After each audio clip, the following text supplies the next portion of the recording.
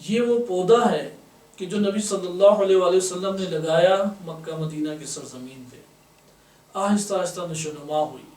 اس پودے دین مکتب تشیع دین اسلام، اس کو تباہ و برباد کرنے کے لیے بہت طوفان چلے، بہت طوفان چلے۔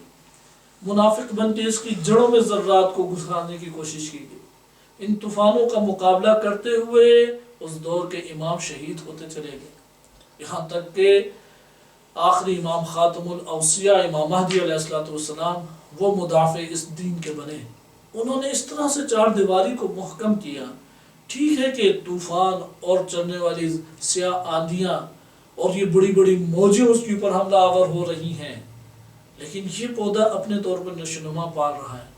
اقلیت تھی، آہستہ آہستہ اس عدد میں اضافہ ہو رہا ہے، کمزور تھا، قوت پکڑ رہا ہے۔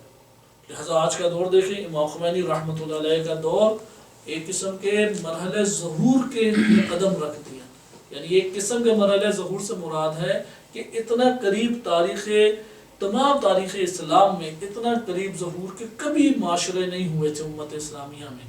امام خمینی رحمۃ اللہ علیہ کے انقلاب اسلامی کے بعد معاشرے جو ظہور کے قریب ہو چکے ہیں، کبھی بھی امت اسلامیہ اتنے قریب نہیں ہوئی۔ اس لیے وہ پودا جو رسول صلی اللہ علیہ وسلم نے لگایا اور اس کو اس طرح سے تنہا کیا گیا کہ سب اسے چھوڑ کے چلے گئے، لیکن مدافع جناب زہرا بنی، امام علی علیہ السلام بنے، پورا گھرانہ شہید ہو گیا، کربلا میں شہید ہوئے سب کے سب۔ جو بچ گئے وہ کربلا میں شہید، جو بچ گئے اس کے بعد وہ زہر دے کے شہید۔